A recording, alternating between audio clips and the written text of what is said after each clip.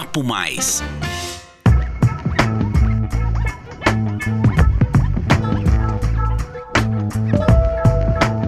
Então, sejam bem-vindos a mais um episódio do podcast Papo Mais, o podcast da CISP, que traz tendências e novidades de finanças, negócios e economia e também de tecnologia. Meu nome é Bruno Gerlin, supervisor de relações externas e eu que conduzo esse bate-papo hoje aqui, que vai falar sobre sustentabilidade, desenvolvimento e viabilidade econômica. Eu acho que antes da gente começar esse bate-papo, é importante nós contextualizarmos quem nos escuta, sobre a dinâmica de hoje. Quando a gente fala em sustentabilidade, a primeira ideia que se tem é que a conversa vai girar em torno do eco, quando, na verdade, a sustentabilidade ela é regida por um tripé, que é a sustentabilidade social. Então, grossamente falando, é quando a população participa de projetos para a promoção do bem-estar e da igualdade em consonância com o meio ambiente. E aí tem o segundo pilar, que é a sustentabilidade ambiental, a preservação do meio ambiente e como a sociedade explora esses recursos naturais e que a gente espera que explore sempre muito sabiamente. E o terceiro e último, porém não menos importante, é a sustentabilidade econômica, que se refere a um modelo de negócio com uma gestão estratégica de modo a conciliar a exploração dos recursos naturais sem prejudicar o meio ambiente e propondo ações de melhoria de desempenho para as ações futuras, de maneira consciente. Nosso papo hoje vai buscar colocar uma lupa sobre um destes tripés, que é a sustentabilidade econômica, e como ela dialoga com os demais pilares. Para discutir o tema, nós trouxemos o Eduardo Galescas, gerente de sustentabilidade da multinacional Deloitte, e a Flávia Moura, que é gerente de qualidade, desenvolvimento e responsabilidade socioambiental da ASA Indústria e Comércio. A ASA, inclusive, que é uma associada da CISP. Eduardo, Flávia, sejam bem-vindos. É um prazer tê-los aqui. Boa noite, obrigado. É um prazer estar aqui. É legal, é importante falar desse tema, para todos os públicos possíveis. Vamos tentar esclarecer um pouco de dúvida e contar um pouquinho, da nossa experiência sobre o tema. Eu também agradeço muito a oportunidade. Esse é um tema que eu tenho um entusiasmo muito grande em todos os sentidos. Quanto mais a gente vê uma economia mais apertada, mercado mais difícil, mas eu acho que essa é a janela, Mas eu acredito que essa é a janela. Então, eu vou falar um pouco aqui e com muita crença pessoal no que a gente vai bater o papo.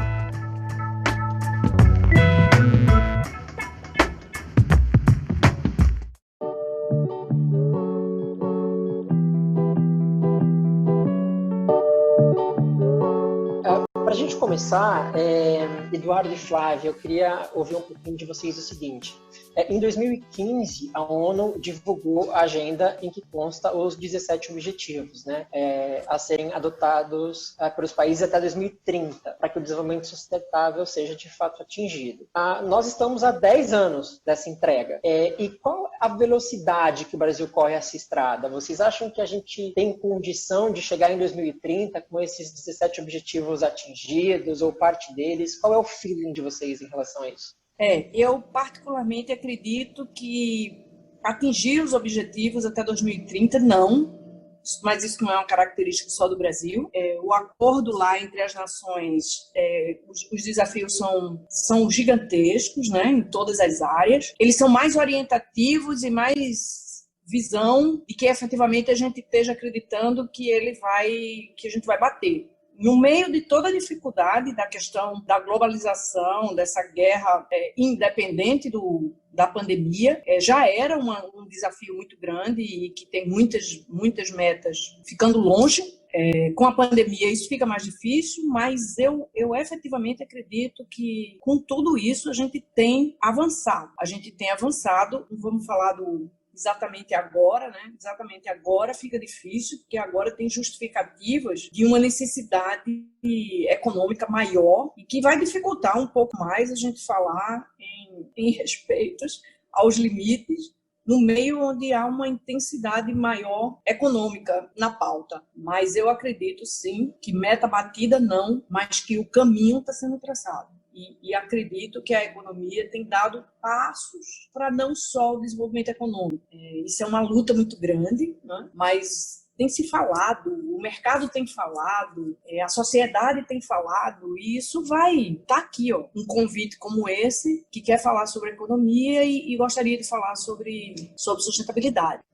Eu concordo com parte do que grande parte, a maior parte do que a Flávia disse. Eu acho que a gente realmente está longe de atingir, em alguns mais longe do que outros, obviamente. Tem alguns objetivos e algumas metas que nós estamos bem mais próximos, obviamente, até pela natureza da nossa atividade econômica, vamos dizer assim, mas acho que ainda tem um caminho longo a percorrer. Eu acho que o momento que a gente vive também, né, de pandemia, ele veio para dar uma chacoalhada também, né? Então, todo mundo, né, tá com esse tema da sustentabilidade muito em pauta. Isso está acontecendo realmente, tem mais diálogos acontecendo, as empresas estão demandando mais disso, o consumidor está demandando mais disso, que no final das contas acho que é o elo mais, não mais importante, mas talvez o que exerça um pouco mais de influência, né? A empresa muda mais fácil quando o consumidor dela exige alguma coisa. Então, talvez, né, não posso afirmar que isso vai acontecer, mas talvez essa curva que a Flávia comentou de que a gente precisa acelerar realmente esse atingimento das metas, talvez acelere um pouco com isso. Claro que tem realmente o negativo, né, do impacto econômico, que com certeza vai acontecer, mas talvez ele não seja tão ruim por conta dessa pressão, né? Então, eu sou uma pessoa otimista pra caramba em relação a isso. Então, eu acho que, eu também não sei se a gente vai atingir, mas eu acho que a gente vai conseguir aumentar essa curva um pouquinho, sim. Eu acredito que o brasileiro está começando a compreender a relevância do tema sustentabilidade e a abrangência desse tema todo, para que a gente possa ter uma vida com menos ruídos negativos na nossa relação com a natureza e todo o ecossistema que gira em torno disso, né?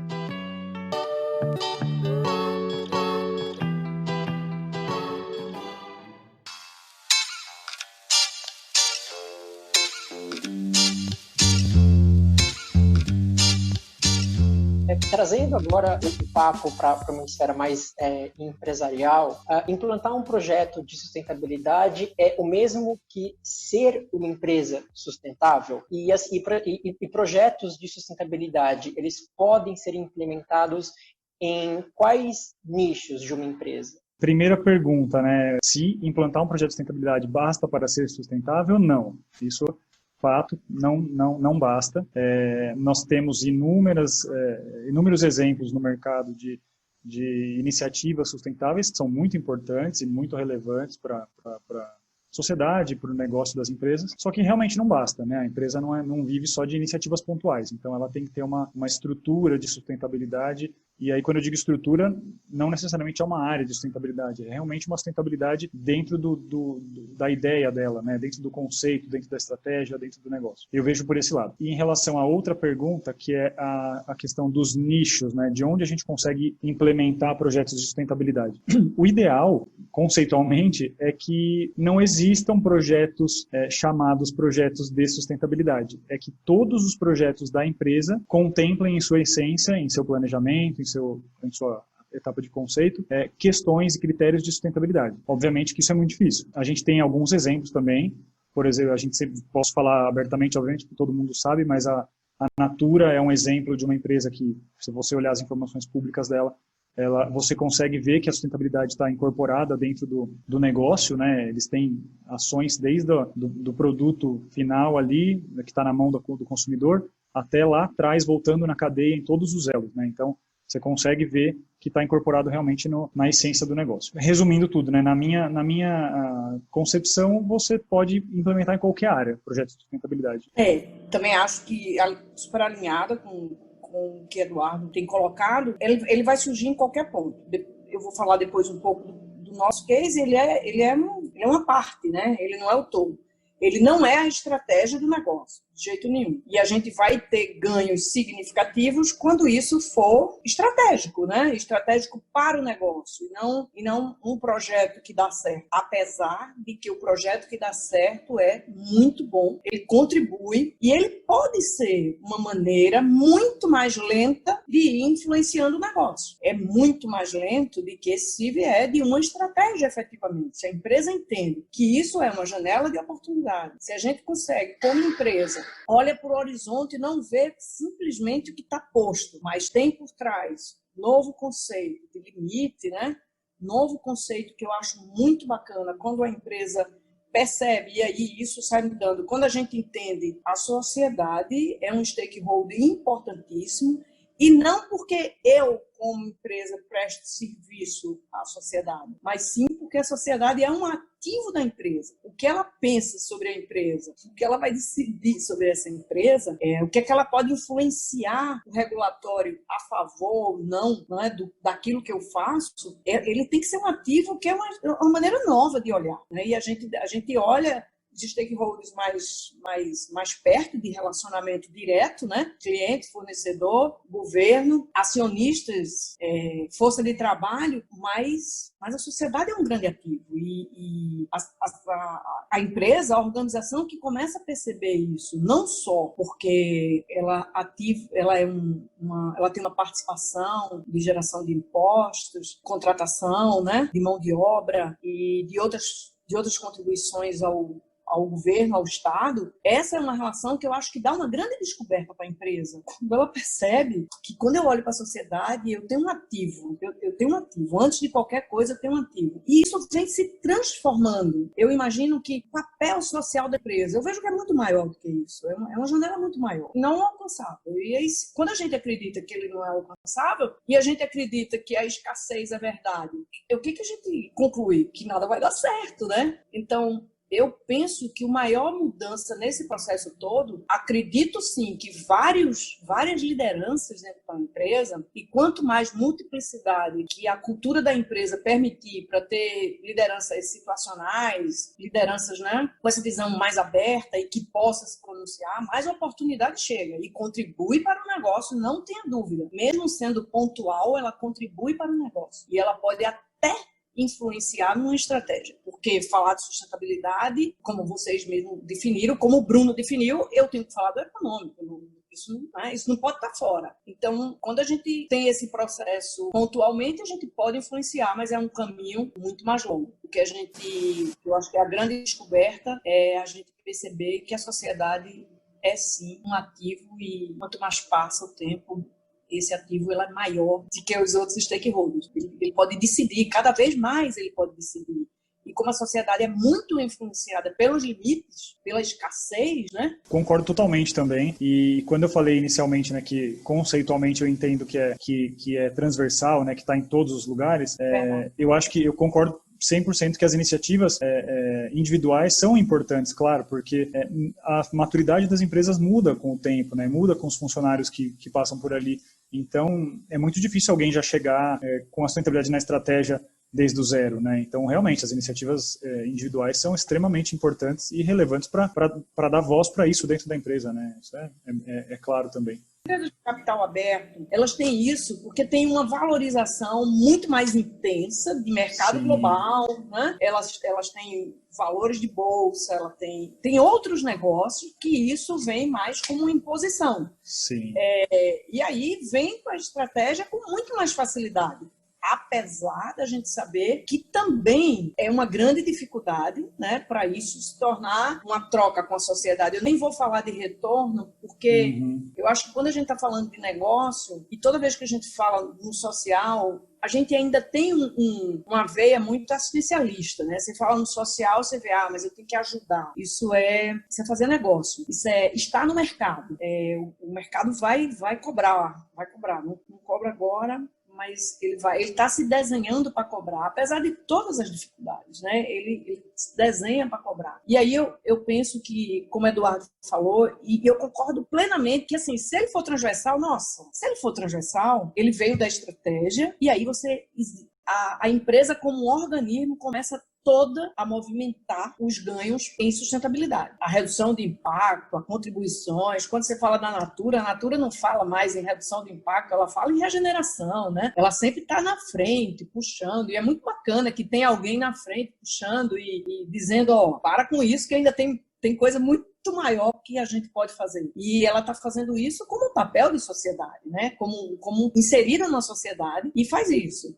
A tecnologia chegou, bateu na porta e ela não vai voltar. Eu acho que a definição é muito bacana de dizer, chegou e não vai voltar. Por mais que a gente, né, se ressinta e fale qualquer que for, ela não vai voltar. E eu penso mesmo da sustentabilidade.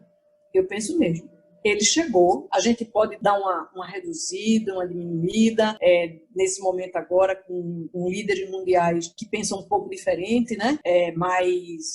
Mas ela não vai voltar. Para o estágio anterior desse tema, ela não volta. Se a gente vai simplesmente ter uma curva mais lenta, e também penso que a curva mais lenta pode levar a gente para o abismo. Concordo plenamente. Pode levar para o abismo. Dependendo dessa lentidão, né? Pode levar para o abismo. Então, é super emergente falar nesse tema, né? É super urgente, super necessário.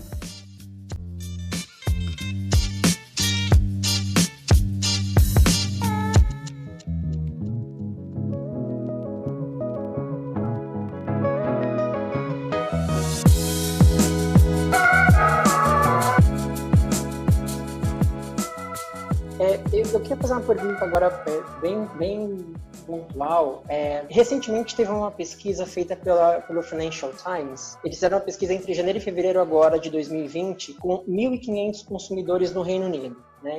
Eles registraram que 61% deles esperam que as marcas que eles consomem tenham práticas claras de sustentabilidade. Né? E aí a gente entra nessa esfera da geração de valor. A geração de valor, Eduardo, por exemplo, a geração de valor, ela é um ponto relevante dentro da formatação de um projeto de sustentabilidade, também para a sua viabilidade, obviamente? Olha, eu entendo que sim, que hoje mais do que nunca, sim, é muito relevante. Pegando um histórico não tão distante, né, de alguns anos atrás, e aí o meu exemplo, né, pensando como uma pessoa de uma empresa de consultoria, eu recebia demandas de empresas falando, eu preciso fazer uma coisa determinada, né, uma coisa A. E a gente ia lá, fazia, e tudo bem, né? Porque ela precisava entregar aquela coisa A, né? Ela precisava que aquilo fosse feito, precisava publicar, precisava, sei lá, realizar internamente. Hoje, as demandas, elas não estão vindo como demanda só, elas estão vindo como problemas, como necessidades. Então, eu preciso resolver isso aqui, eu preciso gerar determinada coisa. E como eu vou fazer, e que valor que eu vou trazer para isso,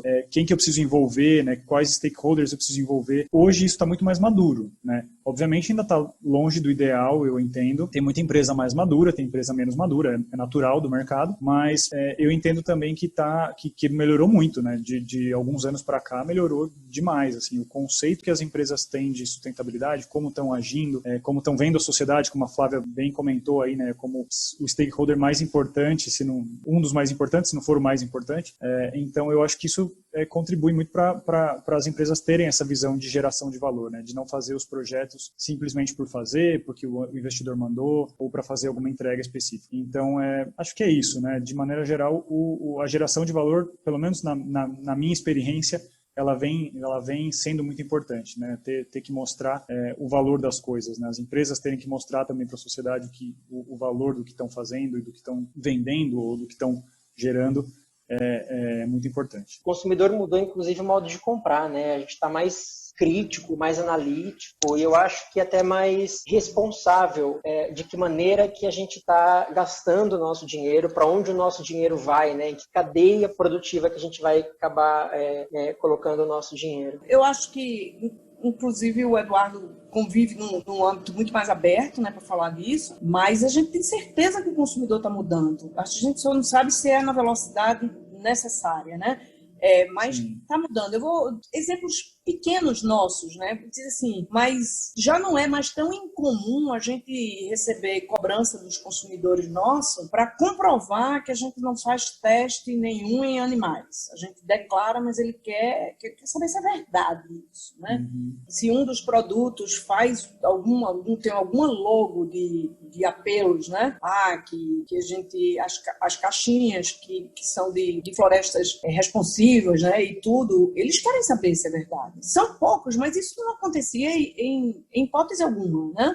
Sim. Então a gente tem sido questionado assim por coisas diferentes, pessoas que se dão o trabalho de ligar, de querer falar, de passar mensagens cobrando uma postura bacana. E como é muito mais fácil nas redes, né? Esse assunto vira uma coisa, se descobre que não é verdade. É quando eu digo que a sociedade é um ativo muito muito grande, né? Porque se não for real a nossa conversa, e aí vem um compliance muito grande, né? Desse relacionamento, isso vira, isso é um ativo, é uma coisa positiva, é uma geração de valor, como é um problema muito grande se esse relacionamento não for respeitado. Eu acho que cada vez mais a sociedade vem exigindo das empresas, né, transparência principalmente, e isso está muito atrelado, né, caso seja uma mentira, né, se a empresa colocar uma coisa no mercado e não for verdade, o risco reputacional ali é enorme, porque você pode, por conta de uma bobeira, né, de alguma coisa errada que você publicou, ou que você pôs em algum rótulo, você queimar sua marca no mercado, porque o consumidor realmente está mais exigente, né? E pegando carona nessa questão da transparência e dessa exigência também do consumidor, qual é a relevância do ponto de vista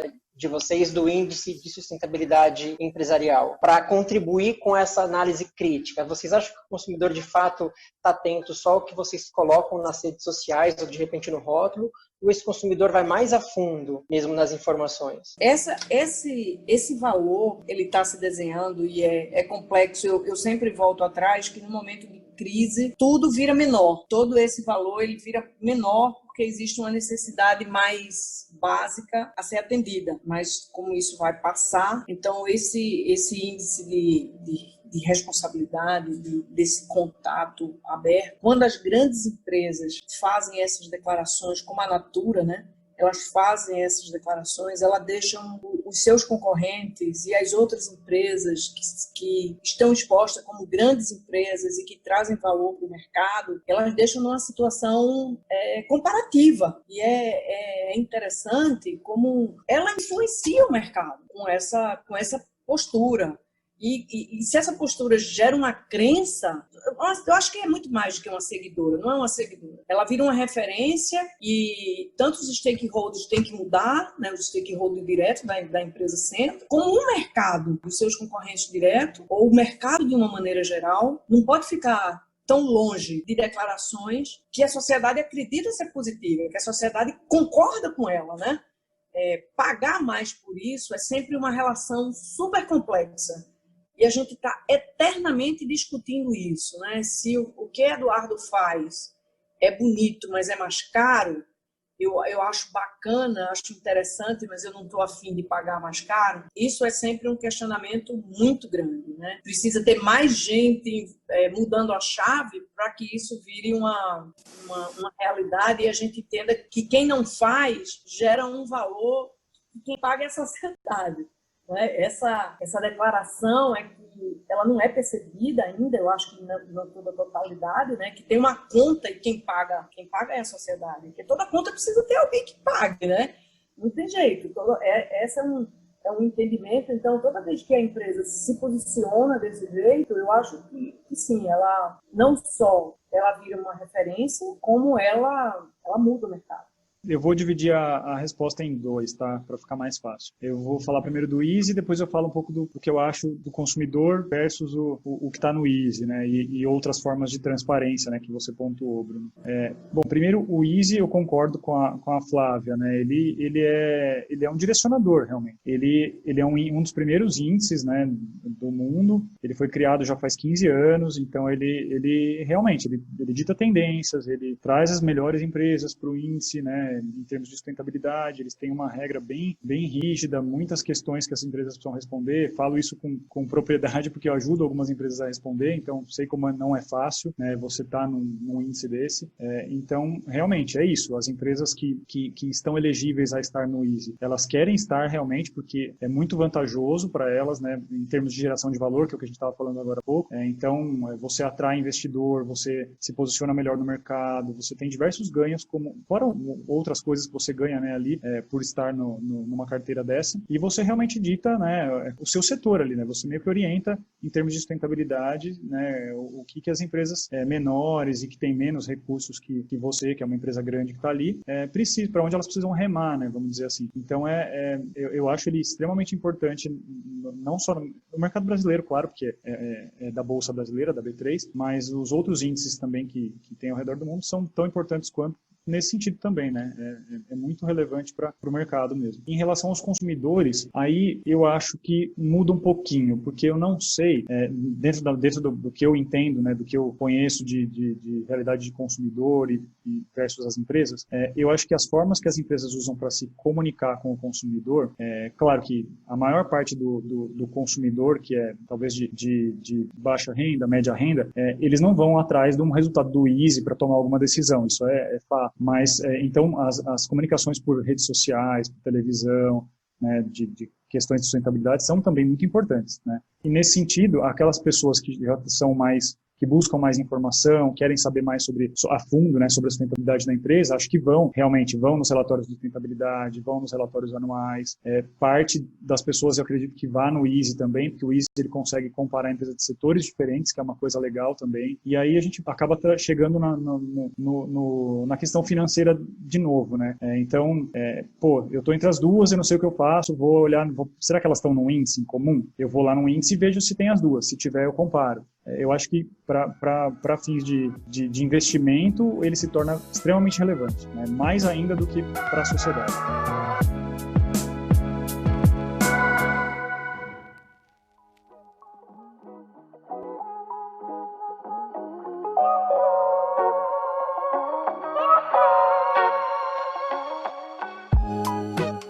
Flávia, eu queria que você compartilhasse com a gente algum case da ASA, a ASA que é nossa associada. A gente também quer entender como que a nossa associada vem atuando nessa esfera sustentável.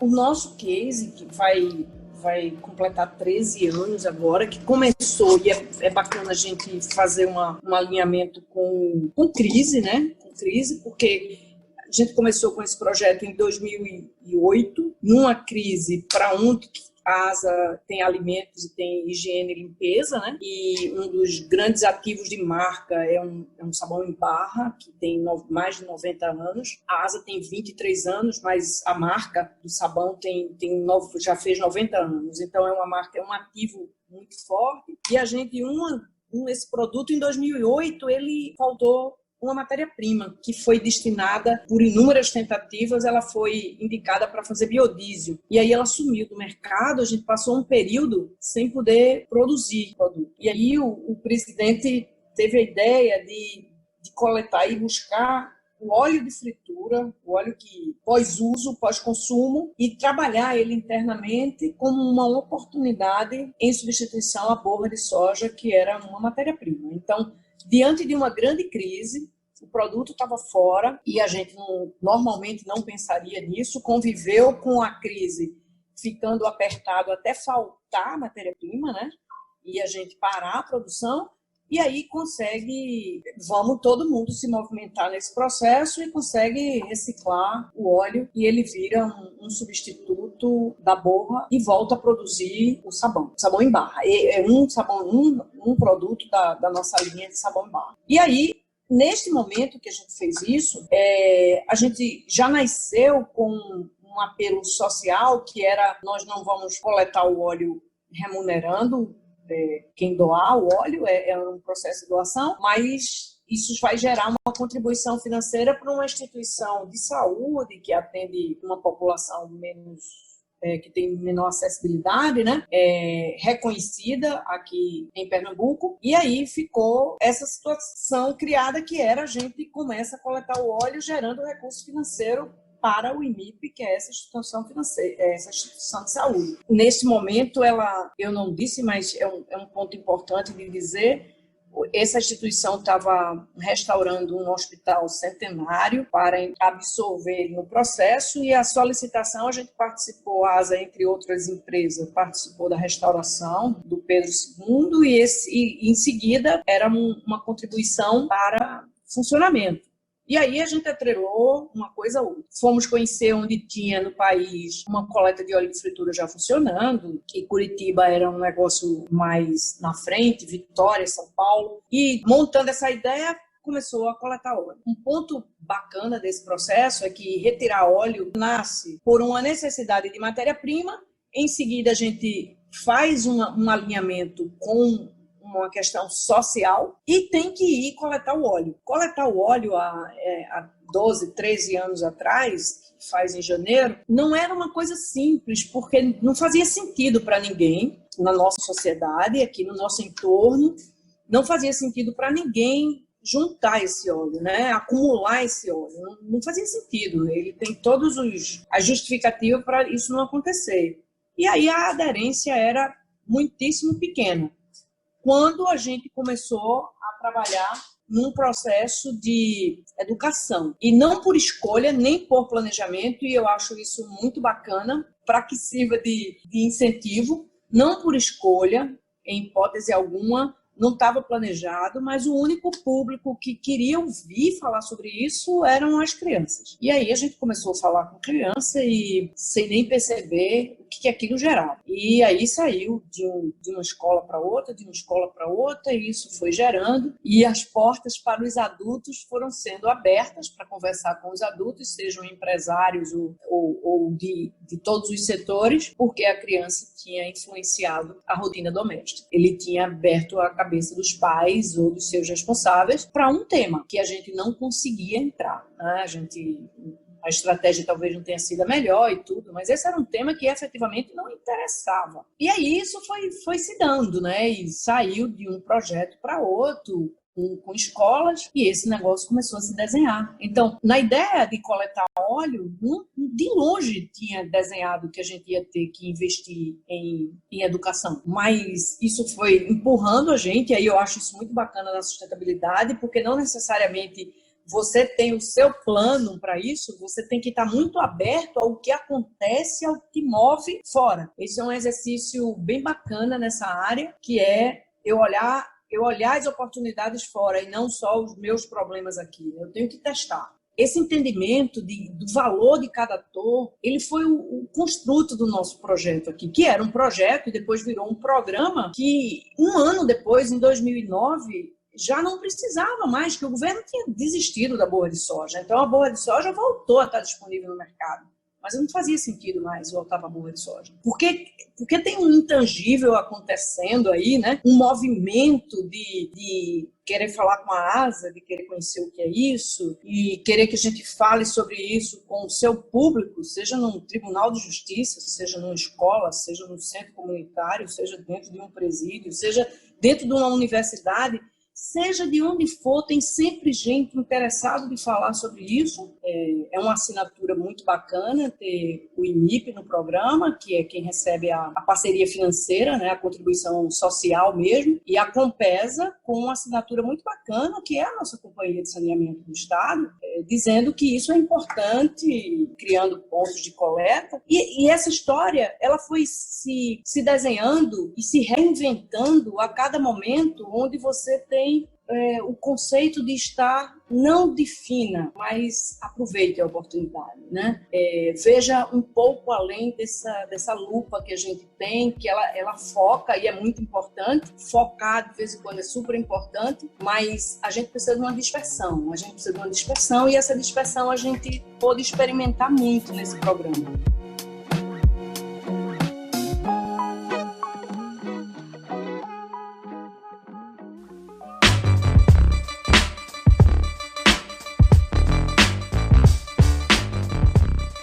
E a sustentabilidade é mostrando o seu poder de transformação, né?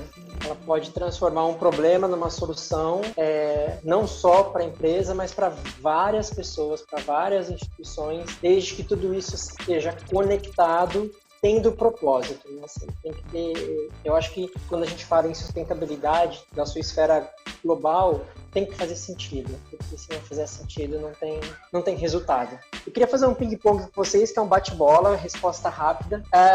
A gente entende, né, que todos os 17 ODS eles são importantes. Mas se vocês tivessem que eleger, sobre a visão de vocês, os 3 prioritários, quais seriam? Olha, é muito difícil essa pergunta, viu? Porque todos os ODS têm questões muito importantes, né?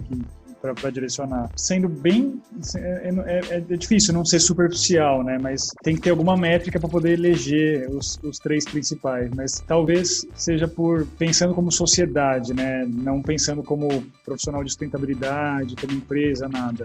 Eu entendo que... Aí eu posso roubar um pouco, vamos falar de 4 em vez de 3. Eu acho que os 4 primeiros, eles são talvez os mais importantes, se eu puder dizer que algum é mais importante, que é a questão da pobreza, da fome, da saúde e da educação. Então, são os 4 problemas de qualquer sociedade menos desenvolvida, né? E as desenvolvidas também têm alguns problemas desses, né? Eu acredito. Se puder eleger alguns, eu acho que são esses 4. É muito difícil dizer que a gente deixa de fora falar de fome, pobreza e educação. É muito difícil. E aí eu acho que, como o Eduardo falou, é muito difícil excluir um, né? Agora, se como o Bruno botou a gente aí num momento difícil, né? Falar dessas 4, agora eu digo que elas se complementam muito, né? Sim. Elas se entrelaçam muito. Eu poderia falar, só para não ficar igual ao Eduardo, né? E complementando esse processo, eu poderia dizer que tem outros que puxam muito. Assim, não falar de mudança climática é impossível, né? Então, assim, sim. e ela agrava a fome. Ela agrava a pobreza. O que acontece com todas as ODS? Sim, Eles não tem como tratar individualmente, né? Isso. Então, cidades sustentáveis, sabe? A população se concentra cada vez mais, né? A população que precisa viver em grandes centros. Então, até a mudança climática provoca mais isso, né? Leva mais gente para grandes centros. Então, só para... Não estou discordando de maneira nenhuma do Eduardo, só para gerar uma outra coisa assim, que eu acho que tem um impacto muito grande nas possíveis, nas destacadas por Eduardo, o consumo consciente, que é uma coisa dificílimo, né? Sim. Dificílimo de falar sobre isso, mas a gente discutiu um pouco isso agora na nossa conversa, né? De que a gente precisa influenciar mais gente a escolher, que acha que as pessoas estão de alguma maneira escolhendo, né? É pouco, é pontual, mas é contínuo, vamos dizer, né? Sim. E só para copiar o Eduardo e não falar de 3, falar de 4, e acho que é a mesma coisa aí, mas falar de trabalho e renda. Desses 4 que eu acho que eles estão falando, a gente está falando da mesma coisa, só para poder falar de 8 e não de 4. Eu quis concluir o nosso podcast sendo bem provocativo, no sentido de até quem nos escuta ir atrás dessa informação de quais são estas outras ODS, né? Da gente se inteirar sobre esse assunto, sobre esse tema, ser curioso, mudar o nosso próprio comportamento, para que a gente consiga entender que a nossa contribuição pode ser pequena, porque somos indivíduos, mas o que a gente mais escutou agora foi falar sobre atuar e trabalhar de maneira colaborativa, né? Eu estou fazendo a minha parte, outro faz a dele, e assim a gente consegue atingir os 17 objetivos da ODS. Eduardo, Flávia, eu queria agradecer muito a participação de vocês aqui hoje. Foi uma aula de sustentabilidade para mim, principalmente pelo tempo de vocês. Eduardo, você quer deixar algum recado sobre redes sociais, onde as pessoas que estão nos escutando podem te encontrar? Sim, bom, vamos lá. Obrigado, Bruno, pelo convite, né? Primeiro, antes de tudo, agradecer, porque é muito importante trazer esse tema à pauta em todos os fóruns, todas as agendas possíveis. Então, obrigado mesmo pela iniciativa e pelo convite. Mas se vocês colocarem meu nome lá, Eduardo Galescas, no LinkedIn, vocês vão me encontrar. Perfeito. Flávia, onde o pessoal pode te encontrar nas redes sociais, no LinkedIn? Eu também não sou muito atuante, mas estou como Flávia Moura, tanto no LinkedIn como no Facebook, né? E quem sabe isso é uma porta para a gente começar a fazer mais troca. Com certeza. É isso. Muito obrigada a vocês. Eduardo, obrigada. Foi uma aula também, né? Eu estou aqui pontualmente e Eduardo está aí vendo o mercado. Essa é uma troca muito bacana. É muito bom falar sobre isso. Dá um certo ânimo, né? É com muita gratidão que a gente encerra mais um episódio do podcast Papo Mais. Você pode curtir o nosso perfil nas redes sociais e enviar os seus comentários e sugestões para o e-mail relacionamento@cisp.com.br. Até o nosso próximo encontro.